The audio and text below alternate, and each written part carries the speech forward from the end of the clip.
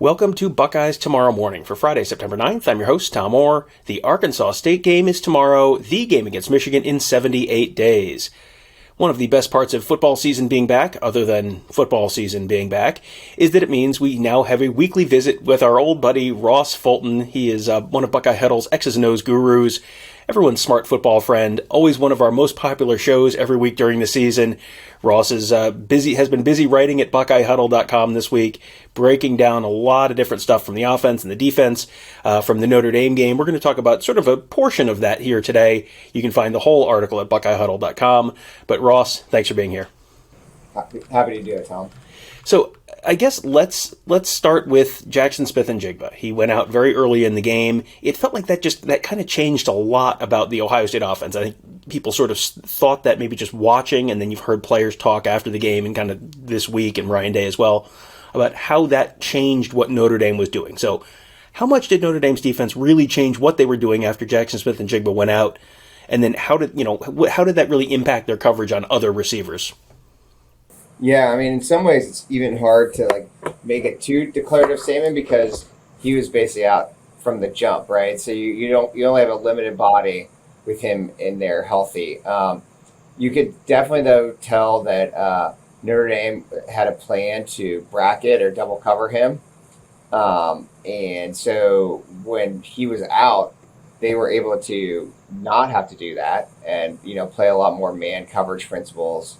And so obviously if you're going to bracket people, it takes away, it lessens run support. It provides additional opportunities for the other wide receivers. So it makes quite a big impact. I mean, it's sort of, I almost think it's understated. Like when you lose one of the best players in the country, it has a big impact.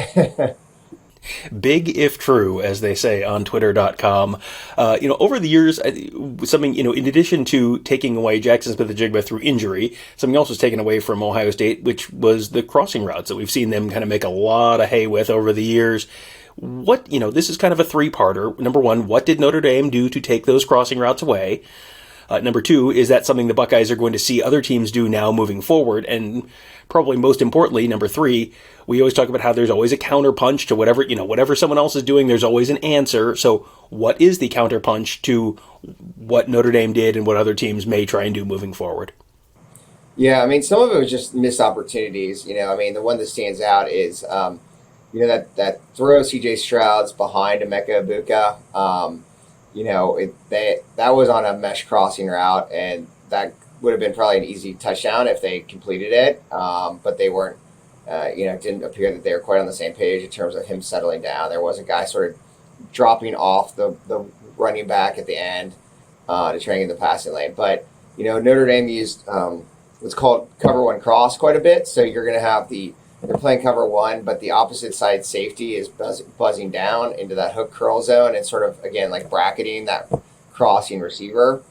Again, it's hard to disentangle, like how much was it Notre Dame did versus like the guy that runs those routes often is, your All-American slot receiver, and he was not there. So now you're putting, Emeka Egbuka back into the slot where he'd probably spent most of the fall practicing outside, and then you could tell that maybe they decided to go the opposite direction because I think they put Xavier Johnson in the slot so that Egbuka could go back outside. It definitely was effective. I mean, teams have done this in the past. Like when Ohio State, for instance, like a couple of years ago was running crossing routes all over Don Brown's defense at Michigan. Like Don Brown called one cross, and then like Ohio State countered by running follow pivot where you look like you're going to run crossing routes and then you cut back outside, and that led to another KJ Hill touchdown there. So there are counters, and so you definitely then sort of target more outside the hashes because you're now asking, for instance, like linebackers to be covering more out horizontally because you now have the safeties inside to bracket those crossing routes. One of the other things we've talked about in the past regarding the offense is the fact that Ohio State will get into some real tendencies, really fall into some very consistent tendencies with regard to running out of certain formations and passing out of certain formations. And it was like a very obvious tell at times last year that when they were in pistol, it was going to be a run an awful lot. So They, on Saturday, they were much more productive in the run game than they were in the bunch last year. But, part of that, I think, involved breaking some of those tendencies and being a little less predictable. Can you explain a little bit what they were doing last year, what they did last week, and why that kind of makes a pretty big difference?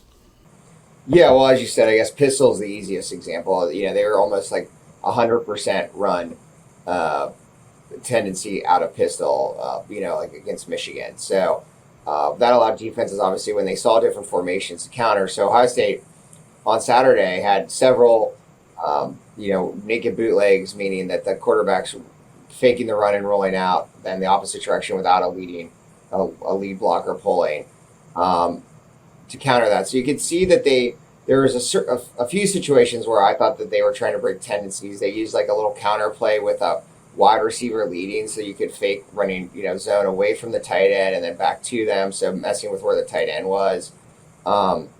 So you definitely see them. I think that they did probably some self-scouting in the offseason and realized that the tendencies, particularly with regards to the run game, were getting a little too slanted, and so trying to break them. And as you said, that should pay dividends down the road, particularly if they continue to lean into that and use a little bit more diversity in the run game. All right, that's enough of the offense. We have been talking about Jim Knowles' defense for 9 straight months, and now we actually have a game to discuss, which is kind of a lot of fun, something I've been looking forward to for a little while. Before we get into any specifics, can we just get sort of a top-line evaluation on how much better was this year's defense than what you saw against similarly tough opponents last year, I guess? And then how much of the improvement do you chalk up to Jim Knowles and just the schematic stuff as opposed to any personnel? I would say a lot better, and I would probably, it's nice that you have a lot of guys back with experience, but the vast, I would certainly say at least 75% of it is the scheme. All right, so one thing that kind of surprised me was they really never got out of 4-2-5 personnel. That's Jim Knowles' chosen base defense is 4-2-5. You just have the Mike and the Will linebackers. They really didn't play the Sam at all, much if at all, on Saturday against Notre Dame. And, that seemed like you might, if you were going to see the Sam linebacker, it would seemingly be against a team like Notre Dame or, maybe Iowa or, Wisconsin, teams that are maybe going to be a little more run heavy, a little more tight end heavy than a lot of the teams are going to face this year. So how did they do that? How do you, why were they able to stay in 4-2-5 against Notre Dame and still be physical enough to basically shut that offense down for the last 3 quarters almost? Yeah, the shortest answer is that he uses his safeties like linebackers. So, you're going to only play for Jim Knowles as a safety if you're, willing to come up hard and fill the run. Because the safeties a lot of times have gap responsibilities or have to clean up off the linebackers. So, a lot of times you'll see a 3-high safety look, but in essence, one of those safeties is going to come down and be a linebacker, and it's a 4-3. So, Ohio State is fortunate to have safeties right now that can do that pretty effectively. The other thing that stands out is the big change from years past. You saw it is instead of trying to get penetration up front, the defensive line is doing what's called block destruction. So they're not trying to get pass blockers; they're taking on those blockers and creating stalemates at the line of scrimmage. That allows the linebackers to fill a lot more aggressively and see the picture a lot clearer. And then as I said, safeties then are aggressive off of that, depending on the coverage called. And so you are, leveraging the football much better. You're spilling it. You're limiting gap displacement. And then, the other thing Knowles does is he constantly changes who's responsible for what gap, both based on different formations, based on stunts and movement. And so as an offensive lineman, and running back, it's difficult to know. You're getting a much muddier picture than Ohio State presented in the past. Well, you mentioned the block destruction, that's a little bit of a philosophical shift there on the defensive line. Another thing that kind of surprised me on the field, I'm generally shooting pictures of, whoever the defensive end is on my side of the line before the snap, hey, there's a good picture of JT Tuimoloau or Zach Harrison or Tyler Friday or whoever. And all of a sudden I'm looking and it's why is Mike Hall on the end of the line? When did they move him to defensive end? So what was Jim Knowles doing there with Mike Hall kind of way out over the tackle? And, how did that actually work out for him?